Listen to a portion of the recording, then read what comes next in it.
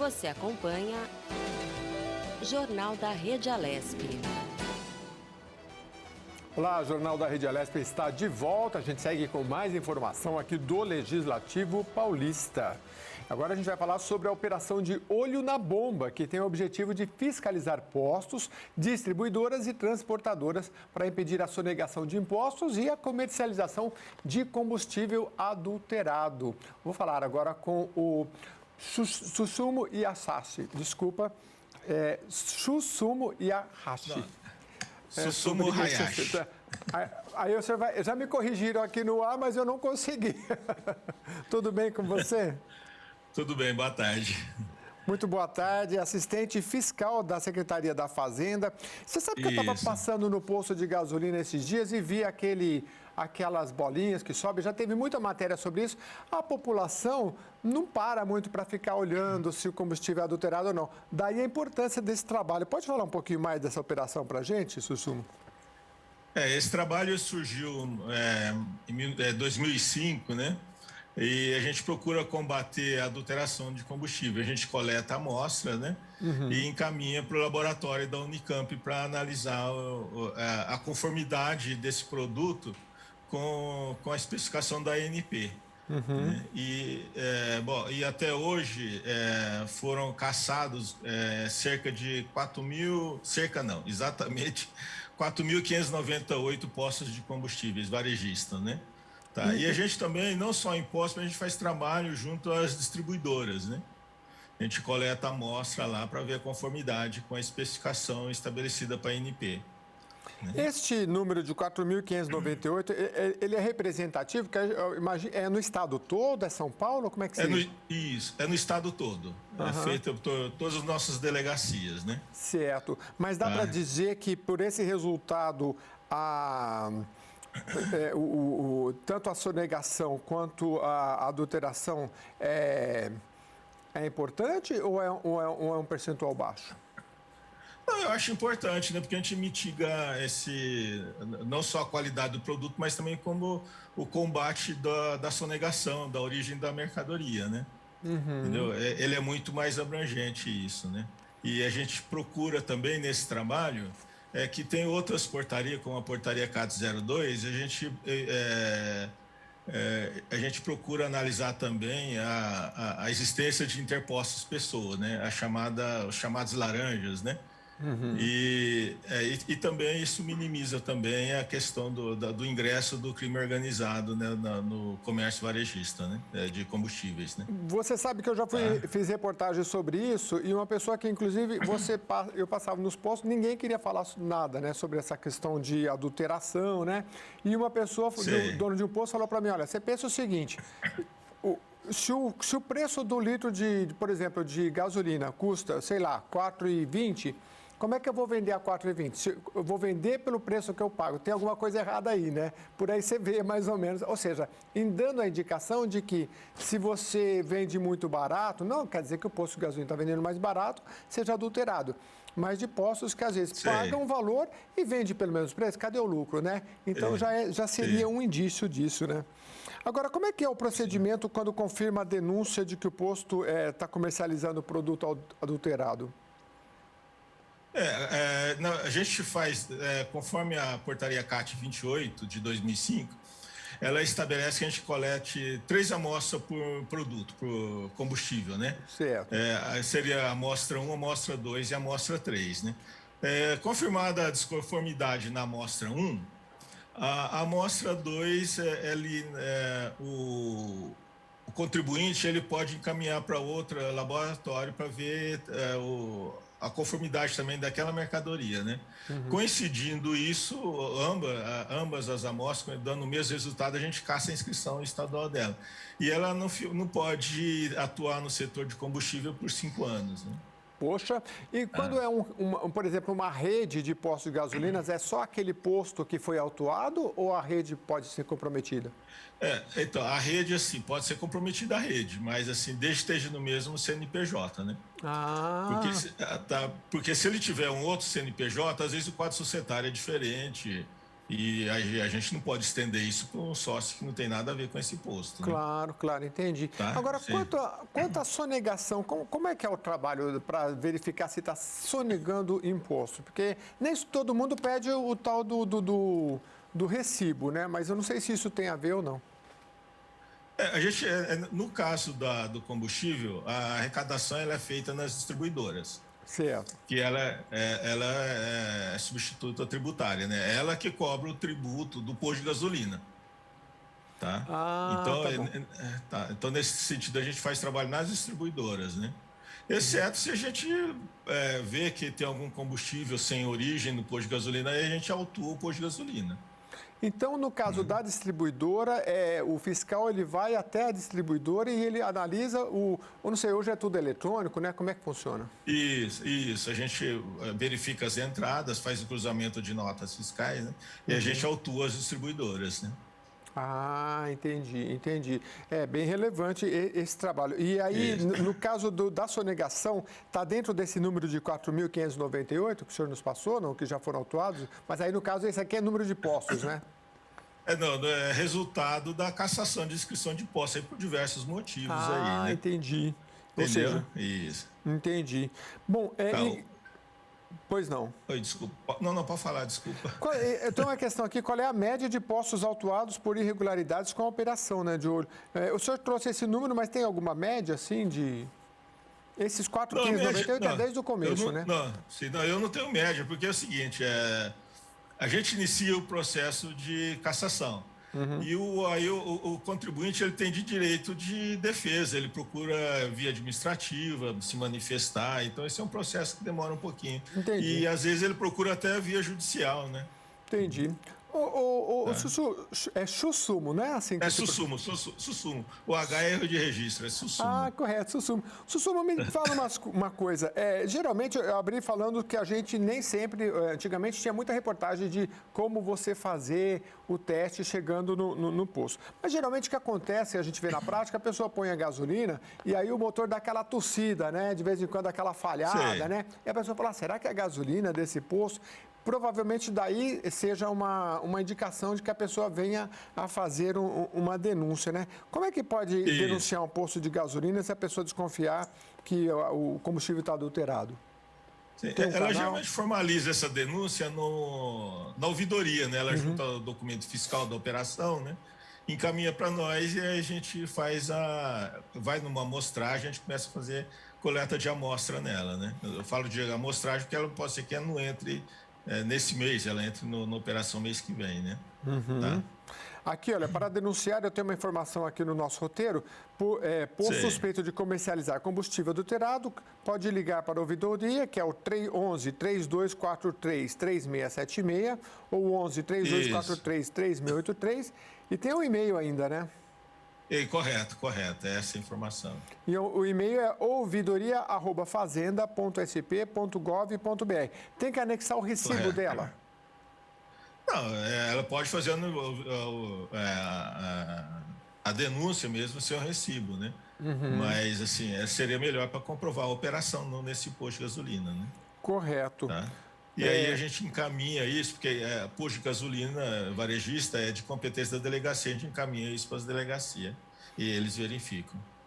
Ah, entendi. O senhor fala delegacia comum ou delegacia da Fazenda? Não, é a delegacia da Fazenda, desculpa. Delegacia da Fazenda, correto. Isso, a delegacia tributária, isso. Ou ela pode ir lá formalizar também junto ao posto fiscal, se ela quiser também, né? Muito bem. Qual é a recomendação para o consumidor abastecer um posto de gasolina confiável? Ela tem que abastecer sempre nos mesmos postos de gasolina, né?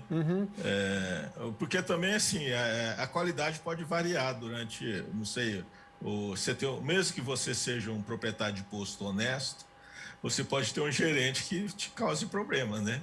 Então, ele pode fazer uma ou outra operação com problema, com gasolina com problema, né? Mas, assim, geralmente, assim, eu procuro sempre abastecer nos mesmos postos, né? Que eu conheço, e aí eu, graças a Deus, eu nunca tive problema, né? Tá certo. Teve um anúncio agora, a gente está vendo toda hora o preço do combustível subir, um recente anúncio pelo governo federal de um novo reajuste. O senhor acha que isso pode colaborar na prática de venda de gasolina adulterada ou não teria uma relação direta? Olha, eu desconheço isso, né? Eu não sei associar isso. Porque o fraudador, ele frauda em qualquer condição, né? Sim. Ele age à margem da lei, ele não se importa com o preço da gasolina, né? Entendeu? Ele sempre vai procurar uma maneira de obter vantagem ilícita, né?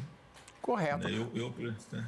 Mas a secretaria está aí em cima com a operação de olho na bomba, que é recorrente, tratando sempre desse tema. E a gente vai acompanhar aqui também na Rede Alércio. Obrigado mais uma vez, viu, Sussumo, pela sua participação aqui no jornal. Tá, não, outra recomendação que eu dou às pessoas também, a pessoa desconfia do que, como você colocou, de valores muito baixos, né, e sempre exigiu um cupom fiscal, né, na operação, tá? Mas eu agradeço também a participação, né, da oportunidade aqui, tá? Não, a gente que agradece muito e uma dica bem valiosa essa, viu? Muito obrigado, né? Sim, nada, muito obrigado. Dispõe aqui. Tá, então. Pedir sempre o cupom fiscal, se você falar, mas o valor está muito baixo, enfim, né? Porque a gente, claro, todo mundo quer o combustível mais barato, mas é preciso estar atento e essa operação da Secretaria aqui no estado de São Paulo é bem eficaz. Olha, estão abertas as inscrições para o Fórum da Internet no Brasil. É o FIB 2021, ou FIB. O evento é organizado pelo Comitê Gestor da Internet no Brasil, que é o maior encontro sobre o tema no país. Este evento reúne autoridades, empresas, sociedade civil e pesquisadores para discutir os desafios em diversos temas como o acesso e proteção de dados, debate público, segurança da informação e economia digital. Neste ano, em razão da pandemia, as atividades vão ser realizadas no formato online. Mesmo assim, as inscrições prévias são necessárias. Elas só podem ser feitas pelo site do evento. Os debates e palestras vão ocorrer entre 26 e 30 de julho. O senador paulista José Serra, do PSDB, foi submetido nesta semana a um cateterismo. É a colocação de um estente em uma das artérias do coração. O parlamentar passa bem e segue sob observação no Hospital Sírio-Libanês, na região central da capital paulista, onde está internado desde o dia 22 de junho, quando foi diagnosticado com Covid-19. José Serra tem 79 anos e já recebeu 2 doses da vacina anti-Covid em São Paulo. De acordo com a assessoria do senador, seu bom estado geral e o quadro clínico certamente tiveram a contribuição da imunização pelas 2 doses da vacina. No início dessa semana, José Serra já havia tratado uma pneumonia leve, identificada nos exames de imagem, tratou com antibióticos por via endovenosa. Em seguida, passou por uma bateria de exames, seguindo orientação médica. Segundo o boletim médico do hospital, o recente procedimento no coração de José Serra foi um sucesso e o senador deve ainda ficar em observação no Hospital Sírio-Libanês por 48 horas, como é praxe nestes casos.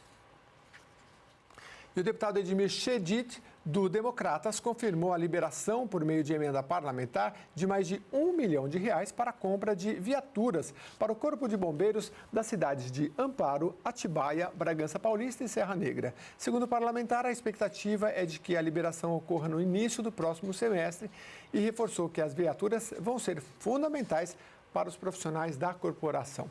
A confirmação ocorreu em reunião do Gabinete de Gestão Integrada da Prefeitura de Bragança Paulista, que contou com a participação de representantes das polícias Civil, Militar, Rodoviária Federal, Corpo de Bombeiros, Guarda Civil e Tiro de Guerra. Um filhote de baleia jubarte, com mais de 7 metros de comprimento, foi achado morto na praia do Jardim Guaraú, em Peruíbe, no litoral de São Paulo. De acordo com o Instituto Biopesca, o animal já estava em avançado estado de decomposição quando foi encontrado. A necropsia para determinar a causa da morte do filhote ainda não foi finalizada pela equipe técnica do Instituto. Numa nota, o órgão disse que, embora ainda não tenha sido possível identificar a causa da morte, os motivos para encalhes de filhotes de baleias já são conhecidos. A exemplo da separação precoce da mãe em decorrência de diferentes fatores, como ele ter se perdido, por exemplo. Outros motivos são relacionados a doenças debilitantes e que afetam o sistema nervoso, deixando os animais desorientados. Segundo o órgão, na maioria das vezes, quando o encalhe acontece, os animais já estão sem vida. Agora a gente vai falar sobre a projeção do PIB, né? O Produto Interno Bruto para 2021. O mercado financeiro eleva para 6,07% a estimativa da inflação em 2021 e vê alta maior do PIB. Sobre esse assunto eu vou conversar agora com Ulisses Ruiz de Gamboa, ele é professor de Economia da Universidade Presbiteriana. Boa tarde já, né? Ulisses, tudo bem com você? Fala pra gente o que esse Boletim Focus traz, principalmente em relação ao PIB. Bem, boa tarde a todos. O mercado está revendo a projeção do PIB para cima, né? Já há um tempo. Agora, duas coisas a serem observadas. A primeira é que realmente a economia brasileira está mostrando uma resiliência, uma resistência até certo ponto surpreendente, face ao recrudescimento da pandemia e, enfim, e a crise econômica derivada, né, de tudo que está acontecendo. Então, tem uma parte desse crescimento, dessa retomada que é real, mas tem uma parte importante também que se deve a uma base de comparação muito fraca do ano passado. Sim. Agora, e a que a gente pode atribuir essa projeção de um PIB? Eu não sei se no entendimento do senhor, para 5,97% para 6,07%, me parece pouco, mas quando se trata de PIB, né, qualquer percentual é importante. E ao que o senhor acha que se deve essa projeção de alta?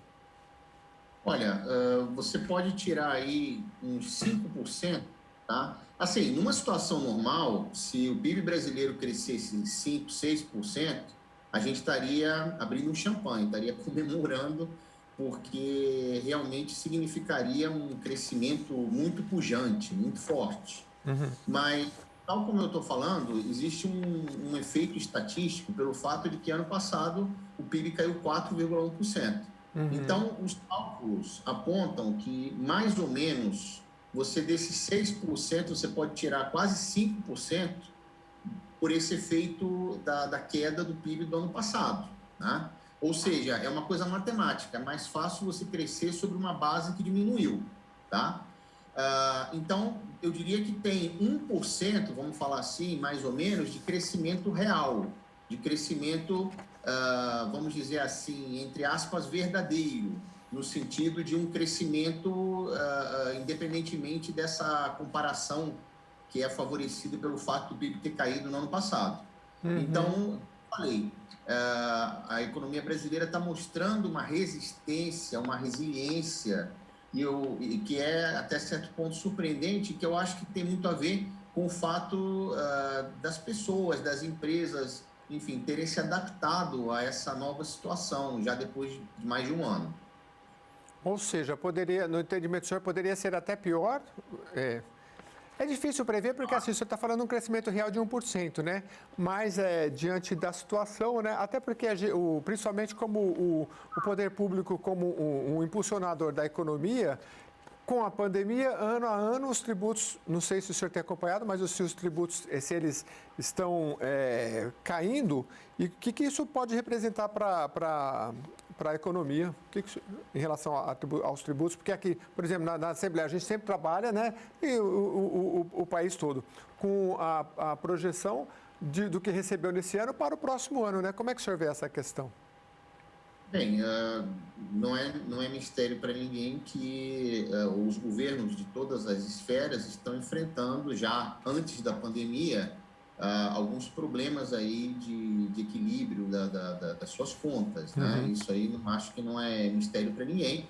Agora, justamente, essa recuperação, você tocou também no tema da inflação. Então, a recuperação da economia, né? Mesmo que a gente esteja falando desse 1%, e o aumento de preços está provocando um aumento na arrecadação, né? De certa forma, melhora um pouco as contas públicas, mas o fato é que o governo federal e os governos municipais, estaduais, estão realmente sem, como você falou, sem poder dar uma ajuda maior para essa retomada da economia. Então, é uma retomada que tem como protagonista realmente o setor privado, tá? Em que pese que o governo federal está dando novamente o auxílio emergencial, embora em menor montante, está fazendo o que dá para fazer, vamos falar assim, né?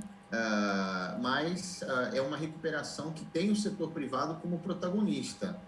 E agora, a gente tem alguns riscos ainda, né? Tem esse risco energético, que é uma coisa que preocupa, que pode atrapalhar um pouquinho essa recuperação. Tem também o problema na parte da indústria, na parte da produção, de falta de matérias-primas, atraso na entrega de matérias-primas, aumentos de custos de produção. Você mencionou a inflação, a gente está com um problema de inflação de custos. Então, tudo isso são fatores de risco que podem atrapalhar um pouco o desempenho da economia. Inflação de custo, por exemplo, no ramo da construção civil, me parece que os materiais estão caros, né? Isso pode até encarecer os próximos, pelo menos assim eu acompanhei um pouquinho, e isso é ruim. Agora, como é que, em relação à taxa Selic, o senhor acredita que ainda ela está baixa e a relação dela com a inflação? Porque a gente vive um período em que tem muita gente desempregada, as pessoas ganhando pouco, e mesmo assim a taxa,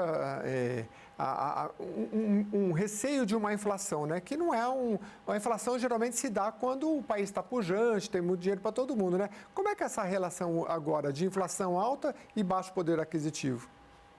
Então, é ruim, mas o que acontece? Quando você fala da inflação pujante, você está pensando em inflação pelo lado do consumo, da demanda. Uhum. Realmente não é por esse lado, não é por aí. É uma inflação de custos, que é ruim, porque é uma situação que você tem mais inflação e isso, justamente como é uma inflação de custos, afeta a parte da produção, sem que você tenha aquele lado positivo de estimular a atividade econômica. Ao contrário, os custos de produção aumentando e justamente face à dificuldade das famílias de comprar, né, os itens, dificulta o repasse desse maior custo para maiores preços. Há um repasse, tem uma inflação de custos, mas ainda assim, para a produção, é um cenário ruim, para a economia é um cenário ruim. Na verdade, quando você menciona a inflação pujante, você tem o lado da inflação, mas tem o lado do estímulo da economia. Quando a inflação é de demanda,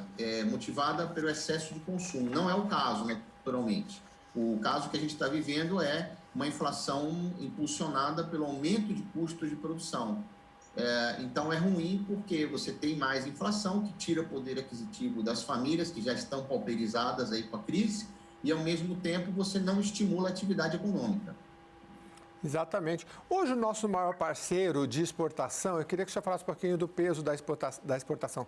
É a China, e já foi ultrapassado pelos Estados Unidos. E como é que o senhor acha que tem que se ver isso? Porque me parece que o agronegócio é ainda um grande impulsionador aí da economia do Brasil. Eu queria que o senhor falasse um pouquinho do peso do agronegócio, do peso das exportações, se pode nos salvar em algum momento. Já está salvando, né? O resultado do PIB do primeiro trimestre desse ano, ele foi bastante influenciado pelo bom desempenho do agronegócio e das exportações. E aí também entra a indústria, tá? A indústria também está entrando aí nesse crescimento das nossas exportações. Então, na verdade, o setor externo, a recuperação da China, que é o nosso principal sócio comercial, nosso principal cliente em termos de exportação de matérias-primas, que é mais ou menos metade das exportações brasileiras, tanto a China quanto a economia mundial estão mostrando uma recuperação mais rápida, mais forte do que se imaginava. E isso aí tem os dois lados, né? A economia é complicado porque você sempre tem os dois lados. Por um lado é bom, porque você está aumentando muito o preço das matérias-primas que o Brasil vende lá fora, e isso explica uma parte importante do crescimento das exportações e do próprio PIB, tá certo? Porque é produção nacional, no final das contas. Mas tem o lado ruim, que justamente está aumentando o preço de matérias-primas que são um insumo usado na economia brasileira. E, além do mais, a gente tem toda a questão do risco político, que faz aumentar a taxa de câmbio. Então, o que acontece? O custo das matérias-primas, ele tem um duplo aumento. Ele aumenta porque está aumentando lá fora, por exemplo, o preço do aço, o preço dos grãos, né, que são usados para alimentar, por exemplo, o gado, então encarece a comida. Então, você tem um aumento do preço das matérias-primas e você tem um aumento da taxa de câmbio. Então, os dois somados eles produzem um duplo aumento nos custos de produção, tá? Agora, o agronegócio deve continuar sendo o nosso motor e, em parte, a indústria também. A indústria também está se recuperando de uma forma até surpreendente e também muito motivada pela parte das exportações e a reposição de estoques. Agora, Ulisses, essa estimativa aí do último Boletim Focus de inflação para 6,07% e a meta perseguida pelo Banco Central de 5,25%, que medidas que o governo federal deve tomar, então, para aproximar mais para a meta estabelecida? Olha, o papel aí é do Banco Central, né? O Banco Central é autônomo, o papel é do Banco Central. A meta de inflação pela lei, digamos, ela é perseguida e ela é responsabilidade do Banco Central, tá? Então, assim, esse 5,25, na verdade, é o limite, é o teto da meta, né? O limite máximo permitido pela meta, né? Então, se essa previsão se concretizar, vamos terminar o ano com uma inflação acima do limite máximo da meta estabelecido pelo Conselho Monetário Nacional. Então, o Banco Central, o que ele vai fazer, o que ele tem feito e vai continuar fazendo, aumentar, como você falou, a taxa Selic. Uhum. Esse aumento da taxa Selic seguraria a parte do consumo privado, investimento das empresas, o que, evidentemente, no momento atual, não é, vamos dizer assim, algo positivo, mas é algo necessário. É como se você fosse tomar um remédio amargo, né? De vez em quando tem que tomar um remédio, o gosto é amargo, mas você precisa tomar para evitar um resultado final até pior. Agora, Ulisses, o Boletim Focus também traz uma previsão da taxa Selic. Me parece que está 4,25, salvo engano, né? E tem uma previsão desse boletim, não? E eu queria saber também depois a previsão disso para os investimentos. Pois não. Olha, na verdade, assim, muitos analistas de mercado estão esperando que a taxa finalize o ano, né, até bem mais alta que isso, né, batendo aí talvez até os 6,5%, né? Se a inflação vai chegar a uma proporção, a uma porcentagem mais ou menos parecida, né? O que a gente pode esperar, e o que já foi sinalizado pelo Banco Central, é que ocorram novos aumentos daqui até o final do ano. Então, a gente poderia esperar fechar o ano ao redor de 6,5%, né? Uhum. E se a inflação for 6% por aí, quer dizer, você teria, no final das contas, o juros real, que seria os juros, a Selic menos a inflação, ainda ficaria num patamar baixo, né, para os nossos padrões. Sim. Agora, isso aí aumentaria a rentabilidade da renda fixa, né, em termos de investimento financeiro, poderia ser um pouco mais interessante aí a renda fixa, e aí o investidor tem que ver o seu perfil para ver o que faz em renda fixa ou renda variável. Renda fixa a gente está falando em tipo tesouro direto. Exato. Está tendo muito investimento atualmente, devido a que, de qualquer forma, a renda fixa está baixa, em construção civil, em fundos de imobiliários, coisas assim, que, de certa forma, fazem parte aí da renda variável. Então, mesmo com o aumento da Selic, como a inflação também está aumentando, a renda variável não vai pagar uma rentabilidade provavelmente muito alta e isso pode motivar a continuidade aí desses investimentos em fundos imobiliários ou de outra natureza.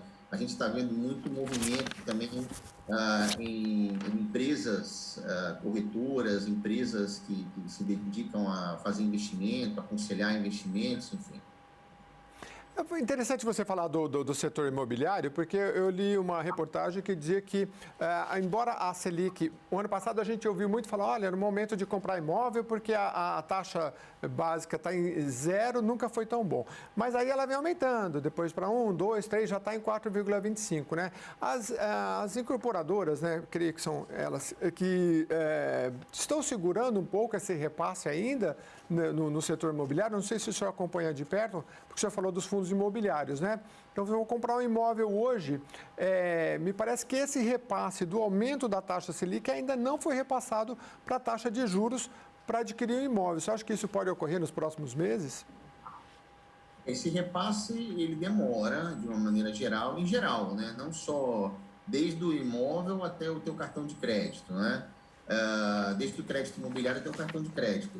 Esse repasse demora e ele não necessariamente é da mesma proporção do aumento da Selic. E, logicamente, que os bancos e instituições financeiras, eles terão que ver outras condições também de mercado, né? Obviamente que a Selic justamente é a taxa básica, porque ela termina influenciando as outras taxas de juros da economia. Mas, de qualquer maneira, depende também de outras condições. E uma coisa importante é a questão do desemprego, da inadimplência. Então, tudo isso é baralhado na hora que as instituições financeiras dão crédito e cobram a taxa de juros. Muito bem. Eu queria agradecer bastante Ulisses Ruiz de Gamboa, professor de Economia da Universidade Presbiteriana Mackenzie, nos atualizando aqui com o Boletim Focus e como é que isso vai influenciar aí no nosso dia a dia, na taxa de inflação, no PIB, enfim. Muito obrigado mais uma vez. Estamos à disposição, eu que agradeço e boa tarde a todos. Muito obrigado. O Jornal da Rede Alesp fica por aqui. A gente volta na segunda-feira, no mesmo horário. Um bom feriado para você. Até lá.